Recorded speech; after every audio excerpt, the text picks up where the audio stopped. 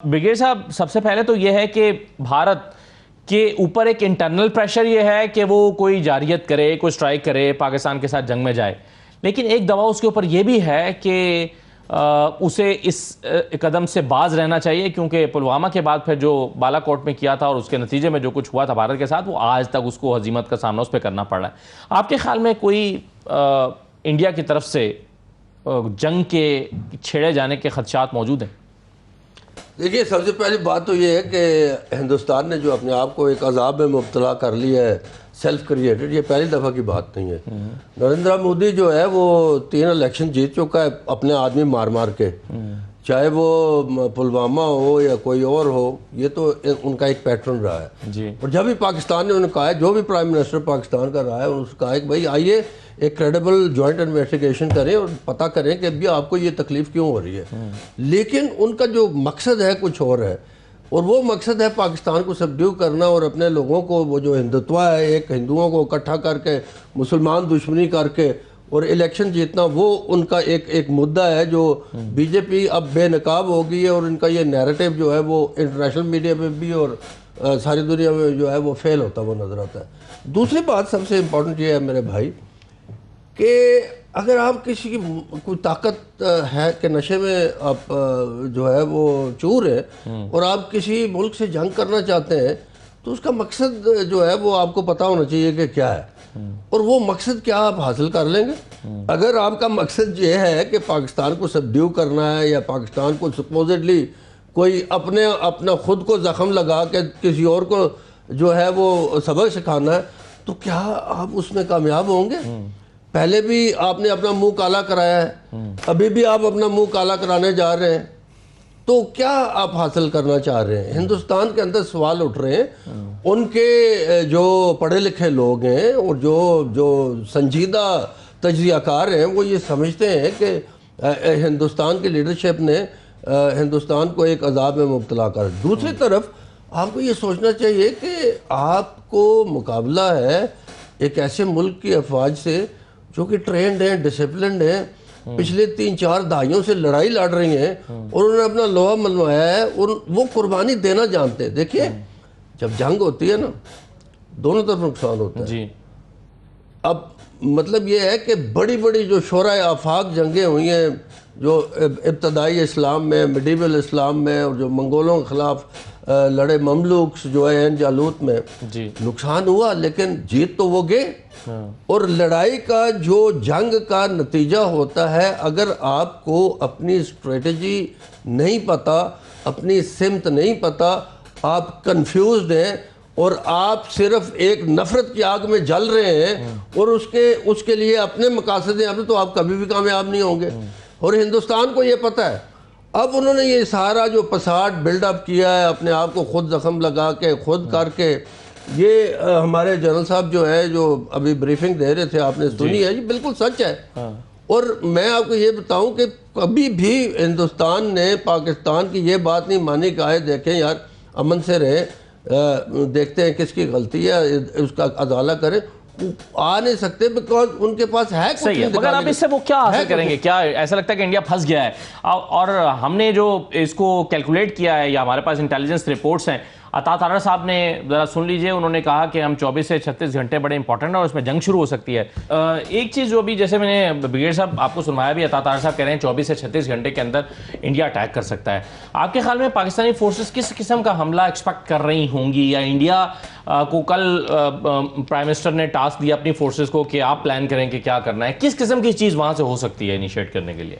देखिए जी, बात यह है कि हिंदुस्तान ने बालाकोट पे हमला करके देखा और उसके बाद उसने सो कॉल्ड, उन्होंने जो कहते हैं जी सर्जिकल स्ट्राइक के synonymous to the air attack, not ground operations, तो वो को पिन प्रिक्स करना चाहते हैं, कोई ग्राउंड ऑपरेशन करना चाहते हैं। हो सकता है कोई मिसाइल अटैक कर दें जिसमें उनकी एम्बेरसमेंट कम होगी कि मिसाइल जा रहा है, उसके ख़िलाफ़ जो अगर हाइपरसोनिक है तो कहीं ना कहीं जाके लगेगा वो, उसको हो सकता है कि एंटी मिसाइल सिस्टम ना पकड़ सके।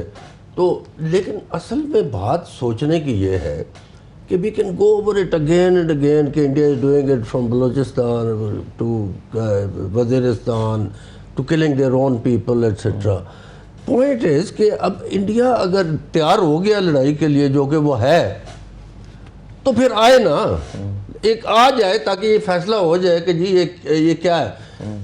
اس کو یہ سوچنا چاہیے ہندوستان کو کہ جو وہ پلان کرنے جا رہا ہے پاکستان کو سبڈیو کرنے کے لیے یا سو کالڈ اپنے آپ کو زخم لگا کے ہمیں پنش کرنے کے لیے، تو اس میں وہ کامیاب ہو جائے گا.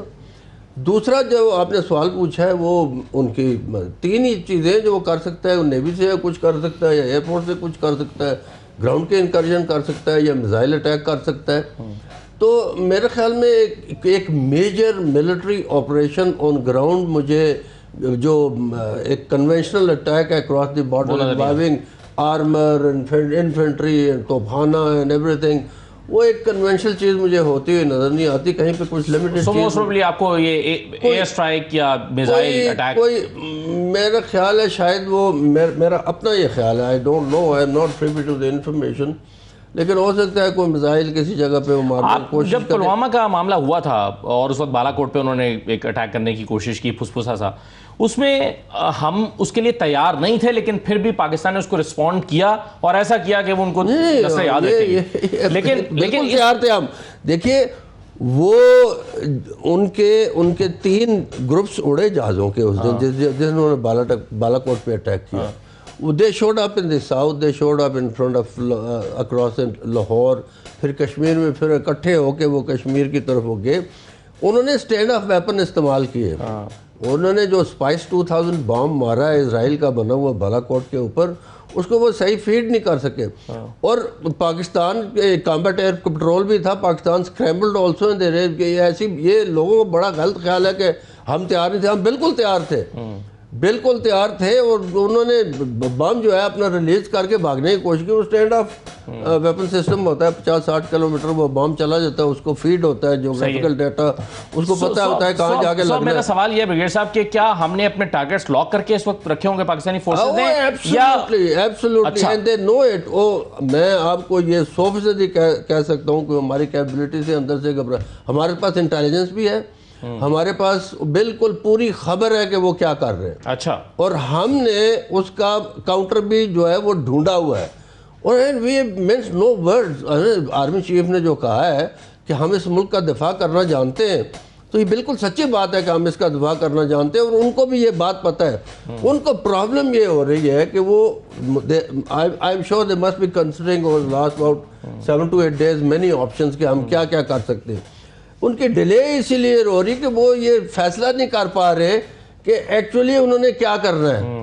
جب وہ فیصلہ کر لیں گے کہ ایکچولی انہوں نے کیا کرنا ہے تو ہمیں معلوم ہو جائے گا. ویسے بھی اس وقت وہ انڈیا والے پولیٹیکل سائڈ سے بھی کنفیوز ہیں، ملٹری سائڈ سے بھی کنفیوز ہیں. ان کا ناردرن ایئر کمانڈ کا جو جرنیل ہے جو اودھم پور میں بیٹھتا ہے، وہ جہاں پہ یہ سارا کچھ ہو رہا ہے سپوزٹلی، وہ خود انہوں نے بلا لیا اس کو، اس کے خلاف انکوائری شروع ہو گئی. کچھ چھوٹی موٹی بات نہیں ہے. ان کے اندر، ان کی فورسز کے اندر ہیجان ہے. ہماری فورسز کے اندر کوئی ہیجان نہیں ہے. ہم میں بالکل سمندر کی طرح کام ہے. ہمارے میں ڈیپتھ ہے، ہمارے میں کیپبلٹی ہے. ہم جان دینا جانتے ہیں اور ہم نے جانے دی ہیں اور جانے دے رہے ہیں. ہم انہوں نے 100 بندے بھیجنے کی کوشش کی ہے نا کراس ڈیورنٹ، دینا بھی جانتے ہیں اور لینا بھی جانتے ہیں. تو آپ کو پتہ ہے ان کا کیا اشر ہوا ہے. بالکل صحیح ہے. پچھلے 6-7 دن میں تقریباً ہم نے 100 دہشت گرد ان کے جو خارج ہیں وہ مار دیے. تو وہی سوال یہ تھا کہ انڈیا والے جو ہے ایڈمٹ کر چکے